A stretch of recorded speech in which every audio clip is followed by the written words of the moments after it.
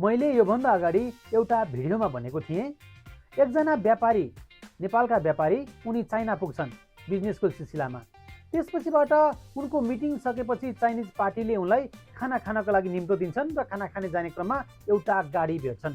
त्यो गाडी एकदम आकर्षक हुन्छ र उनले मनमनै सोच्छन्, यो गाडी नेपाली बाटोमा लगेर कुदाउन पाए अथवा नेपाली ग्राहकहरूलाई बेच्न पाएदेखि कस्तो हुने थियो। त्यसपछिबाट उनी नेपाल फर्किए। हो, आज म त्यो विषयमा ती व्यापारीका बारेमा केही कुराकानी गर्न गइरहेको छु। ती व्यापारी हुन् एमएडब्ल्यू ग्रुपका विष्णु कुमार अग्रवाल। नेपालमा उनले योभन्दा अगाडि धेरै किसिमका गाडीहरू बिक्री वितरण गरिसकेका थिए। Yamaha, JCB, Foton, Jeep, Skoda, Seres लगायतका गाडी बेचिसकेका उनलाई त्यो चाइनामा भएको गाडी नेपालमा ल्याएर बेच्नलाई कुनै पनि गाह्रो थिएन। त्यसपछिबाट उनी नेपाल फर्किए। यो 2021 तिरको कुरा हो, जुन बेला एकदम कोभिडको महामारी थियो।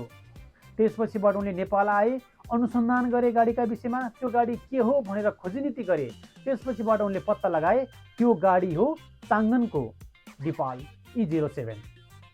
अहिले तपाईँले नेपाली बजारमा, नेपाली बाटोमा कति धेरै ती गाडीहरू देख्न पाउनुहुन्छ। कम्पनीले 1000 भन्दा बढी गाडीहरू बेचिसकेको छ गत वर्ष मात्रै।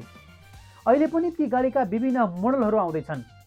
विराटनगरमा जन्मिएका ती व्यापारी अग्रवालले एउटा देखेको सपना चाहिँ अहिले पुरा भएको छ। त्यो गाडी नेपाली बाटोमा कुद्न थालेको छ र त्यो गाडी 2023 मार्च 21 तारिकको दिन काठमाडौँको सोल्टी होटलमा एकदम भयङ्कर कार्यक्रम गरेर चाहिँ त्यो गाडीको सार्वजनिक गरिएको थियो र त्यो गाडी अहिले धेरै नेपाली ग्राहकहरूले रुचाएको गाडीभित्र पर्छ।